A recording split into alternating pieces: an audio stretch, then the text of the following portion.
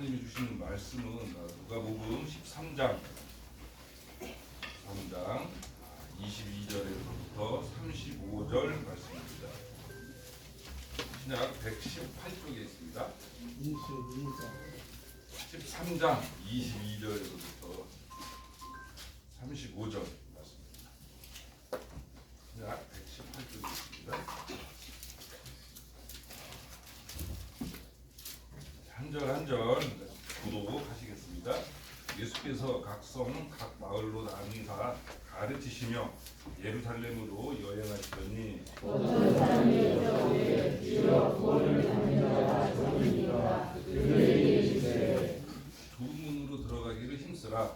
내가 너희에게 이르노니 들어가기를 구하여도 못하는 자가 많으리라. 집주인이 일어나 물을 한 번 받은 후에 너희가 밖에서 물을 드리며 주여 열어주소서 하면 그가 대답하여 이르되 나는 너희가 어디에서 오는지 알지 못하노라 하리니 그때에 너희가 말하되 우리는 주 앞에서 먹고 마셨으며 주는 또한 우리의 길거리에서 가르치셨나이다 하나 그가 너희에게 말하되 너희가 어디에서 오는지 알지 못하노라 행하는 모든 자들아 나를 떠나라 하리라. 너희가 아브라함과 이삭과 야곱과 모든 선지자는 하나님 나라에 있고 오직 너희는 밖에 쫓겨난 것을 볼 때에 거기서 슬피 울며 이를 갈리라. 사람들이 동서남북으로 와서 하나님의 나라 자체에 참여하리니 보라 나중된 자로서 먼저 될 자도 있고 먼저 된 자로서 나중될 자도 있느니라 하시더라. 곧 그때 어떤 바리새인들이 나와서 이르되 나가서 여기를 떠나소서 헤롯이 당신을 죽이고자 하나이다. 이르시되 너희는 가서 저 여우에게 이르되 오늘과 내일은 내가 귀신을 쫓아내며 병을 고치다가 제3일에는 완전하여지리라 하라. 그러나 오늘과 내일과 모레는 내가 갈 길을 가야 하리니 선지자가 예루살렘 밖에서는 죽는 법이 없느니라. 예루살렘아 예루살렘아 선지자들을 죽이고 내게 파송된 자들을 돌로 치는 자여 암탉이 제 새끼를 날개 아래에 모음같이 내가 너희의 자녀를 모으려 한 일이 몇 번이냐. 그러나 너희가 원하지 아니하였도다. 보라 너희 집이 함께하여 버림받으리라. 내가 너희에게 이르노니 너희가 제 이름으로 오시는 이를 찬송하리라. 함께하리니 나라를 존중하리라 하시니라. 아멘. 오늘 본문 역시 굉장히 익숙한 본문입니다. 저보다 우리 성도분들이 훨씬 더 잘 알고 있는 본문입니다. 그러나 익숙한 본문을 통해서 다시 하나님께서 은혜 내리는 시간이 되기를 원합니다.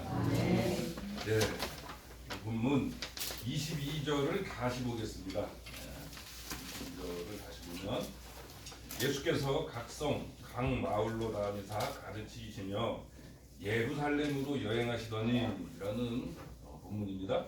근데 이게 사실 번역이 잘못됐습니다. 예수님은 살렘을 여행 다니시는 중이 아니고요. 그 예루살렘으로 십자가에 죽기 위하여 가시는 중입니다. 한글 번역을 약간 잘못했습니다. 여행하는 것이 아니라 십자가에 달리기 위해서 가시는 중입니다. 그런데 23절에 보니까 한 사람이 예수님께 이렇게 질문을 합니다. 어떤 사람이 여짜오되 주여 구원받는 자가 적으니까 이게 수량적 질문이죠. 몇 명이냐 그런 질문입니다. 그 사람은 몇 명이나 구원받을까 이제 궁금한 거예요. 그죠? 몇 명이나 구원을 받을까요? 많이 받을까요? 아니면 적게 받을까요? 여러분 궁금하지 않으세요? 저는 좀 궁금합니다. 한국교회 기독교인 인구가 1000만이라 그럽니다. 1000만이라 그러는데 그래서 이제 기독교가 한국 제1의 종교가 된 지 한 30년 된 것 같습니다. 그런데 저는 진짜 그분들이 다 구원을 받을 수 있을까? 라는 생각을 해보게 됩니다. 그런데 본문에서 예수님의 답변은 뭐냐면 이렇게 답하십니다. 24절에 보면 좁은 문으로 들어가기를 힘쓰라 라고 말하고 계십니다. 저에게 있는데 그 말씀이 이제 이렇게 들리더라고요. 질문을 한 사람이 구원을 받는 자가 많습니까? 몇 명이나 구원을 받을까요? 그런데 예수님은 좁은 문으로 들어가라는 말씀을 합니다. 이게 무슨 말이냐면 다른 사람들이 몇 명 받는지 신경 쓰지 말고 네가 좁은 문으로 들어가라는 말씀입니다. 그게 그러니까 다른 사람의 문제가 아니라는 것입니다. 네가 좁은 문으로 들어가야만 구원을 받는다라는 것입니다. 우리 역시도 이제 다른 사람들의 구원 문제에 대해서 관심이 많을 때가 있습니다. 그런데 예수님의 관심은 그 사람한테 있는 것입니다. 그래서 오늘 본문에서도 예수님의 관심은 그 사람에게, 그 질문을 한 사람에게 네가 좁은 문으로 들어가야 된다고 말씀하고 계시는 겁니다. 솔직히 생각해 보면은 구원을 받는 사람이 많으면 어떻고 적으면 어때요, 그죠? 진짜 중요한 거는 내가 들어가야 된다는 것입니다. 구원받는 사람은 많은데 내가 못 들어가면 아무 의미 없습니다. 반면에 구원받는 사람이 적은데 내가 못 들어가냐 안 들어가냐가 중요한 것입니다. 24절을 다시 보시면 예수님이 덧붙인 말씀이 내가 너희에게 이르노니 들어가기를 구하여도 못하는 자가 많으리라 라고 말씀을 하고 계십니다. 솔직하게 그 질문에 답변을 하신 거예요. 구원받는 자가 많을 것 같아요? 적을 것 같아요? 예. 비추어 보건대, 말씀에 비추어 보건대 원하여도 못 들어가는 자가 많을 수도 있다라는 이야기입니다. 이게 중요한 부분입니다. 중요한 것은 천국에 들어가고 싶으냐 아니냐가 아니라, 왜냐하면 다 천국 가고 싶거든요. 다. 이 중에 천국 안 가고 싶은 사람 있으세요? 그 사람은 심각한 겁니다, 진짜. 그죠? 천국은 다 가고 싶습니다. 천국을 가고 싶으냐 안 가고 싶으냐가 아니라 내가 그 문 안으로 들어가야 된다는 게 중요한 것입니다. 그래서 오늘 문에 대한 얘기를 조금 하려고 합니다. 좁은 문에 들어가기를 힘쓰라. 영어 성경을 보니까 영어로는 더 네로우 게이트라고 합니다. 이게 그냥 더가 붙습니다. 그 말은 뭐냐면 하나 있는 문을 말하는 겁니다. 하나 있는 문. 그 좁은 문으로, 하나 있는 그 좁은 문으로 들어가야 된다는 것입니다. 구원에 이르는 문은 여러 개가 있지 않습니다. 딱 하나 있어요. 근데 그 문이 좁은 문이라는 것입니다. 그 부분을 정확하게 하셔야 될 것입니다. 그 구원에 이르는 문은 여러 개 있지 않습니다. 구원에 이르는 문은 딱 하나 있습니다. 그 문은 예수 그리스도입니다. 이게 시작입니다. 요한복음 10장 9절에 보면 이렇게 되어 있습니다. 예수님께서 실제 하신 말씀입니다. 본인의 육성으로 글로 적힌 말씀입니다. 내가 문이니 누구든지 나로 말미암아 들어가면 구원을 얻고, 이게 기독교 핵심입니다. 더 네로우 게이트. 여러 가지 문이 아니라 내가 바로 그 문이니, 그 예수님이 좁은 문이라는 것입니다. 예수님을 통과하는 자만이 구원을 얻음을 깨달아야 될 것입니다. 교회의 문이 아닙니다. 예수라는 문을 통과하셔야 됩니다. 여기에 앉아 계신 분들이 다 저 문을 통과해서 여기 와서 앉아 있습니다. 교회의 문을 통과해서 지금 이 순간 예배를 드립니다. 헌금도 합니다. 또 어떤 분들은 봉사도 합니다. 그런데 교회의 문을 통과한 것만으로는 부족합니다. 예수님께서는 교회의 문을 통과하지 않고는 내게로 올 자가 없다고 말씀하신 적이 없습니다. 예수님, 내가 문이니 나로 말미암아 가야 구원을 얻습니다. 많은 사람들이 지금 이 시간 11시에 전 세계, 아니 한국 방방 곳곳에서 교회의 문을 통과하고 예배드리고 있습니다. 교회의 문은 넓습니다. 그러나 우리 교회의 문은 좀 작은 것 같아요. 교회 문은 아무나 들어옵니다. 그러나 교회의 문을 열고 들어왔다고 해서 구원받는 것은 아닙니다. 교회에 문 열고 들어와서 지금 예배 드린다고 구원받는 것도 아닙니다. 예수를 믿어야 구원을 받습니다. 그 좁은 문 특징 두 번째가 있습니다. 그 좁은 문은 말 그대로 좁습니다. 그죠? 그래서 한 명씩밖에 못 들어갑니다. 우르르 같이 못 들어갑니다. 좁은 문은 한 명씩 들어가는 문입니다. 구원은 개인적인 결단입니다. 우리 아버지가 목사님이라서 나를 손잡고 들어갈 수 있는 문이 아닙니다. 우리 엄마가 권사님이라서 그 덕분에 내가 들어갈 수 있는 문이 아닙니다. 구원의 문은 한 사람 한 명씩만 통과할 수 있는 문입니다. 그 헛된 안정감, 내가 몇 대째 믿는 집안에서 태어난 그 헛된 안정감, 그렇다고 해서 구원받는 거 아닙니다. 내가 개인적으로 인격적으로 예수 그리스도로 영접할 때에만 내가 구원을 받는 것입니다. 저와 여러분들이 구원받기를 예수님의 이름으로 소원합니다. 아멘. 그리고 세 번째, 집만이 갖고 못 들어갑니다. 그죠? 내 존심, 내 성격, 또 부자가 되고 싶은 욕심, 죄짐, 정욕, 그거 갖고 못 들어갑니다. 그거 놓고 들어가야 됩니다. 예수를 믿는 것이 왜 좁은 문이냐면요, 그냥 그 전에 내가 살던 대로는 못 들어간다는 것입니다. 이런 것은 교회에서 잘 안 가르치는데, 예수를 믿는 것에 대한 결단이 꼭 필요합니다. 근데 사람들은 그렇게 하질 않습니다. 예수 믿으면 복 받는다고 가르칩니다. 물론 복은 받습니다. 그런데 그 복은 영적인 복입니다. 그런데 이제 기본적으로 내가 세상에 살면서 그냥 그대로 살면서 살다 보니까 믿는다니까 구원도 받아? 뭐 나쁠 것이 뭐 있어? 손해보는 것이 없어. 그거 아닙니다. 절대 그거 아닙니다. 예수님을 믿으려면 반드시 결단을 해야 됩니다. 그 짐 벗고 들어가야 됩니다. 어깨에 힘 빼야 됩니다. 영적으로 비만인 사람들도 있습니다. 자기 것을 못 내놓는 사람들 많습니다. 못 들어갑니다. 더 정확히 얘기하면 자기가 못 들어갑니다. 죄짐 벗고 들어가는 문입니다.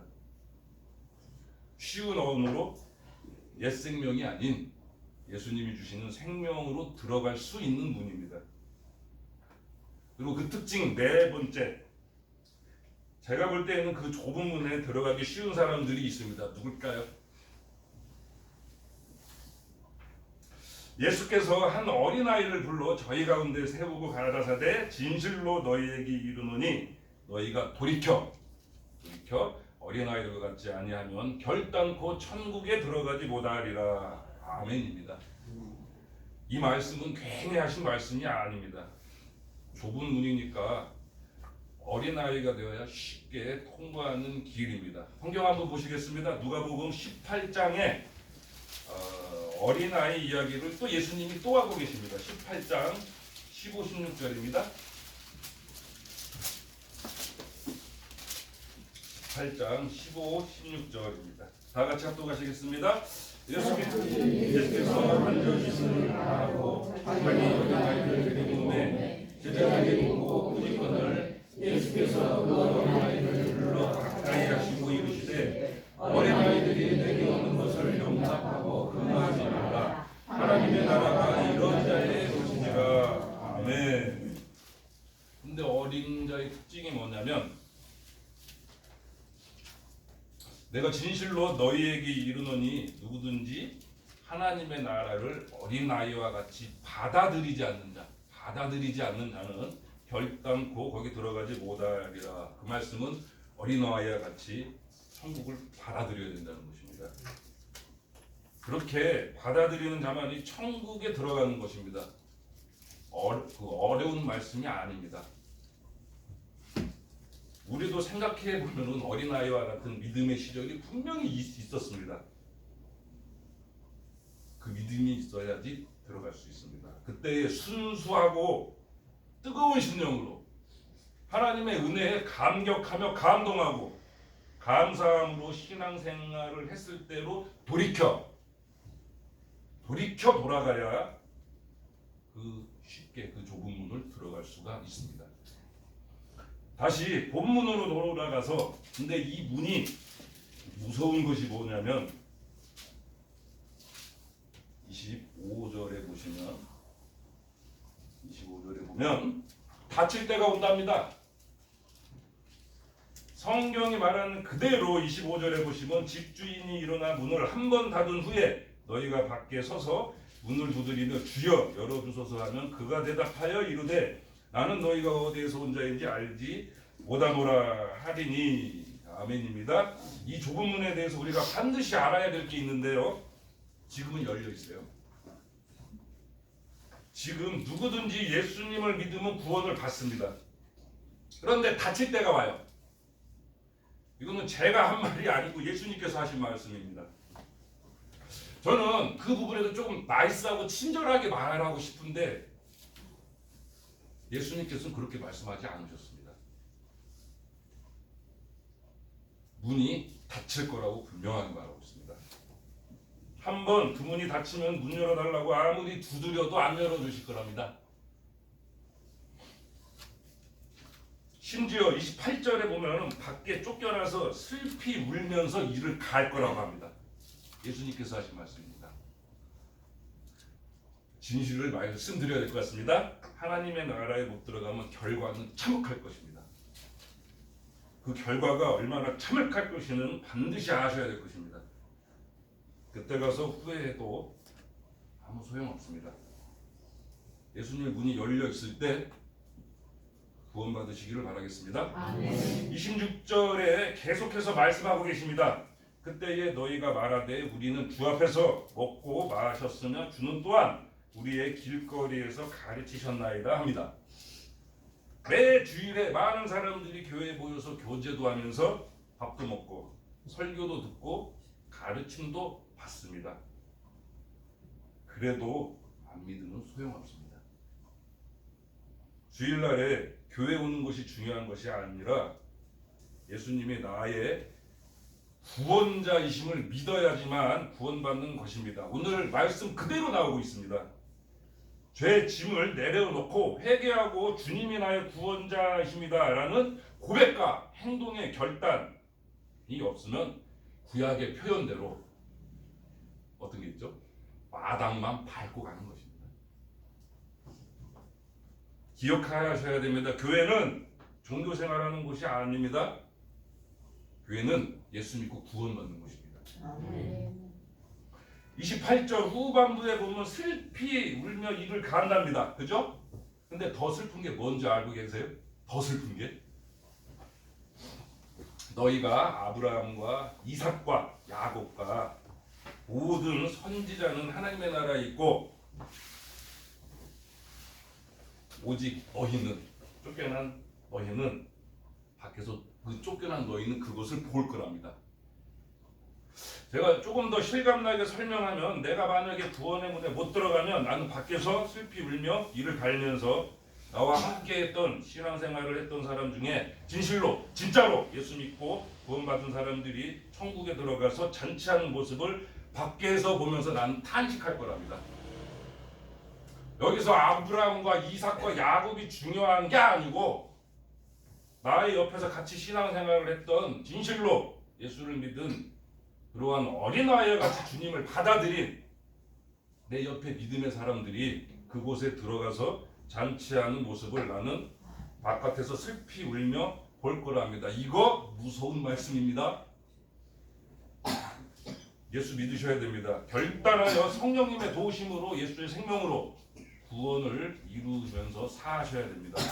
오늘 말씀에 보면 하나님의 나라와 밖의 대조가 어마어마합니다. 잔치가 열리는 곳, 그 다음에 슬피 울며 이를 가는 곳. 잘 들으셔야 됩니다. 우리는 구원받기 위해 이 자리에 있는 것입니다. 구원받지 못하면 아무 소용없습니다. 오늘 예배 가운데서 내 심령은 정확히 알고 있습니다. 다른 사람 보지 못합니다. 나는 나를 알고 있습니다. 나는 오늘 예배 가운데 정말로 난 구원받은 사람인가? 나는 정말로 예수님을 인격적으로 구주로 받아들였는가? 예수의 생명으로 살고 있는가? 진지하게 돌아보는 시간이 되기를 원합니다. 29절을 보시면 사람들이 동서남북에서부터 옵니다. 그죠? 동서남북에서부터 옵니다. 하나님의 나라의 잔치는 동서남북에서 오는 잔치입니다. 그게 이스라엘 백성들한테는 충격적인 이야기입니다.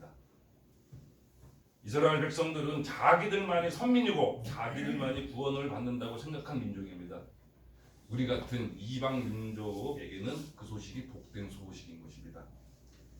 구원은 혈통하고 전혀 상관없습니다. 누구든지 예수를 믿으면 동서남북에서 다 구원받습니다. 지리적으로 정서적으로 이야기하는 것이 아닙니다. 하나님의 나라는 동과 서가 만나고 남과 북이 만나는 곳입니다. 그래서 교회가 하나님 나라의 모형입니다. 가끔 성도님들 좀 이 사람은 나하고 코어드가 안 맞아. 안 맞아.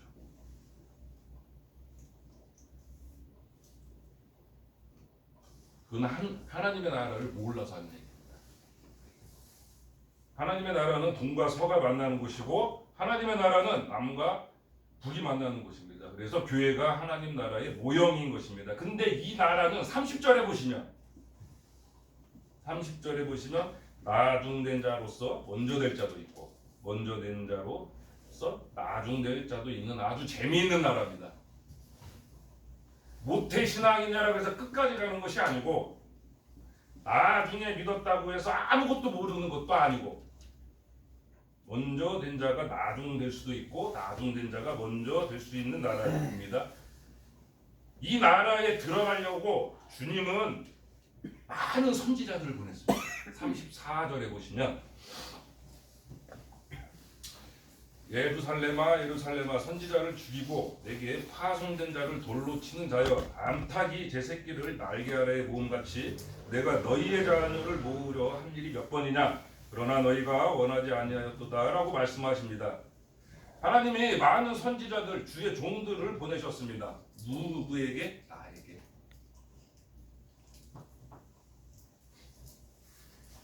이유가 하나님께 모으려고요. 근데 많은 사람들이 원하지 않았답니다. 저는 그래서 이 말씀을 준비하면서 34절 본문에 나오는 예루살렘 대신 내 자신의 이름을 한번 넣어봤습니다. 반석아 네가 말씀과 가까이 하게 하려고 하나님께서 보낸 주의 종들을 죽이고 너에게 파송된 자들을 돌로 치는지 내가 말씀하고 적용시켜 놓고 점검해 봤습니다. 내가 주의 종들을 죽인 적은 있는가? 아니면 돌을 던졌는가? 아주 많이 있더라고요. 말로 많이 죽였습니다. 생각으로 많이 죽였습니다. 더 쉽게 얘기해서 제가 주님의 탄식의 대상자였습니다. 34절 말씀에 여러분들도 예루살렘 대신에 본인의 이름을 넣어봐서 혹시 내가 하나님의 탄식의 대상이 아니기를 축원합니다. 그래서 말씀을 여기서 정리하고 싶은데 더 중요한 이야기가 있어서 그 말씀까지 드리고 마치겠습니다. 마태복음 보시겠습니다. 마태복음 7장입니다.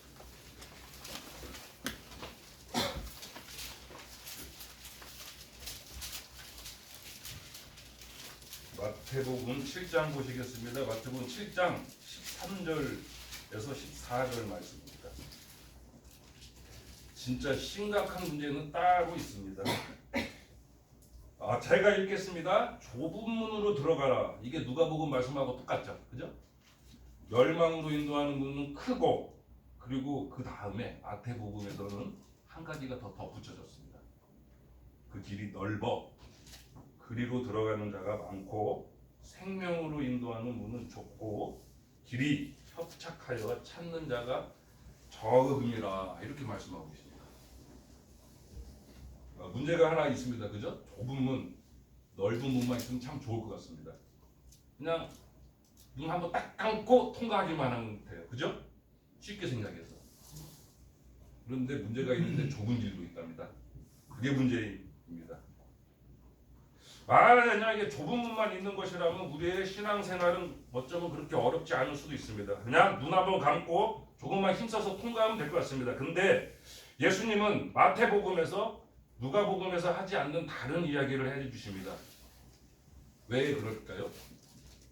누가복음에서 그 질문을 던지는 사람은 무리 중에 한 사람이었어요. 무리. 그런데 마태복음 5장, 6장, 7장은 제자들에게 하신 산상수훈의 말씀입니다. 예수님은 제자와 무리를 구분한다고 제가 예전 설교에서 한 것 같아요. 예수님의 제자들에게는 한 가지를 더 알려주십니다. 그게 뭐냐? 좁은 문만 있는 것이 아니라 좁은 문을 통과한 후에도 그 길이 있다라는 것입니다. 이것이 문제입니다. 그 길을 걸어가야 된다는 것입니다. 통과했다고 그게 문제가 아니라 걸어가야 된다는 것입니다. 오늘날 우리 믿는 그리스도인들이 좁은 문을 통과해야 된다. 그 문은 한계라는 설교에 아무런 불만 없습니다. 아무런 불만 없습니다. 우리 모두 예수 그리스도가 유일한 구원자라는 걸 다 믿고 있습니다. 아무런 불만 없습니다. 예수 믿지 않은 사람들은 뭐라고 할 수는 있어도 우리 믿는 사람들만큼은 예수님만이 유일한 구원자, 그분이 좁은 문이라는 것에 대해서 크게 거부감이 없습니다. 그런데 좁은 문을 계속 걸어가야 된다. 그 좁은 길을 꼭 걸어가야 된다 라고 말하면 분명히 이런 얘기 나옵니다. 예수를 그렇게 유별나게 믿어서 해야 되겠냐? 지금 시대가 어느 시대인데. 예수님을 믿기만 하면 됐지. 유별 떨지 말아라. 라는 말이 나옵니다.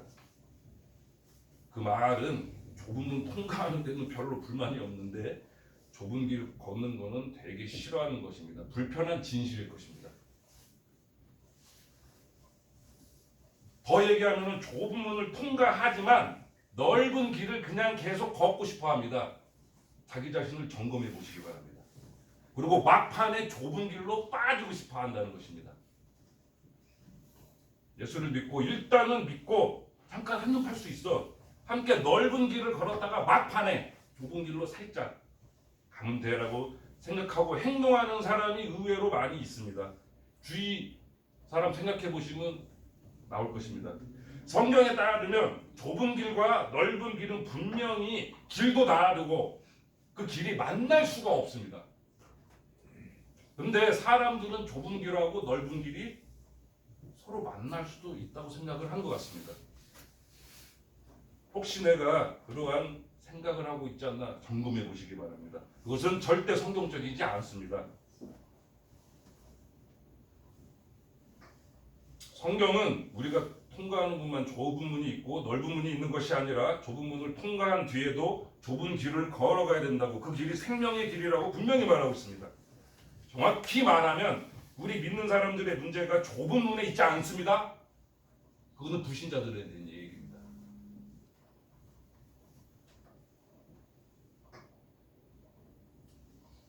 좁은 길을 걷더라도 사람들은 계속 넓은 길을 사모합니다. 우리도 남들처럼 똑같이 성공하고 싶고 내 마음속 깊은 곳은 크고 평탄한 길을 원할 것입니다. 그래서 슬픈 것은 좁은 길이 우리 믿는 사람들에게도 인기가 없더라 그 얘기입니다. 그래서 예수님이 말씀하신 대로 길이 협착하여 찾는 자가 적다라고 합니다. 2000년 전에.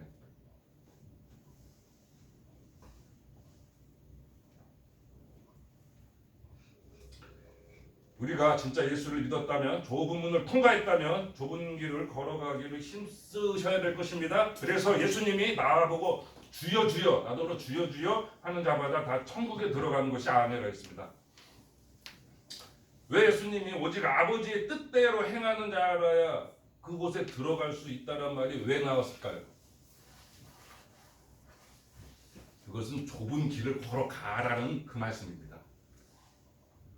누구든지 나를 부인하고 자기를 부인하고 자기 십자가를 지고 나를 따라오지 않으면 내게 합당한 자가 아니라고 말씀하셨습니다.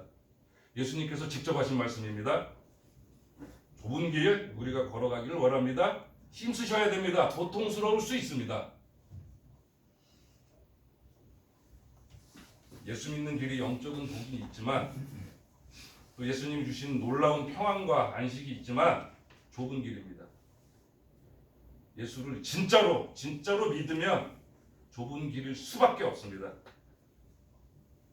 나는 예수를 믿는데, 나는 예수를 구주라고 말하고 있는데 내 친구들과 내 주변 사람들과 한 번도 부딪힌 적이 없다면 나는 넓은 길 걷고 있는 겁니다. 내가 예수를 믿음으로 인해서 내가 한 번도 핍박을 받은 적이 없어요. 당연한 겁니다. 좁은 길을 걸어본 적이 없으니까. 근데 진짜 예수를 믿고 나면 우리가 좁은 길을 걸어야 될 줄 믿습니다. 말씀 정리합니다. 구원의 문은 있습니다. 구원의 문은 하나입니다. 여러 개의 문들이 아닙니다. 예수 그리스도를 통해서만 구원을 받습니다. 그 문은 좁은 문입니다. 한 명씩만 들어갑니다. 부모 손잡고 자기 자식 손잡고 못 들어갑니다. 집 많이 가지고 들어가는 문이 아닙니다. 영적인 비만 못 들어갑니다. 돌이켜 어린아이가 되어야 들어갑니다. 그 문 지금 열려 있습니다. 지금 누구나 들어갈 수 있습니다. 근데 언젠가는 닫힐 것입니다. 개인이 죽으면 개인적인 종말, 예수님이 재림하실 때 우주적 종말 때 그 문이 닫힐 것입니다. 아마 가관일 것입니다. 골든타임이 있습니다. 골든타임이 있습니다. 거절의 결과, 그 문에 들어가는 거절의 결과 참혹할 것입니다. 슬피 울며 이를 갈 것입니다. 이미 내가 그 문에 들어갔다면, 결단을 했다면 이제는 넓은 길을 기웃기웃거리지 말고 성령님의 도우심으로 좁은 길을 걸어가셔야 할 것입니다. 그 길은 험하나 생명의 길입니다.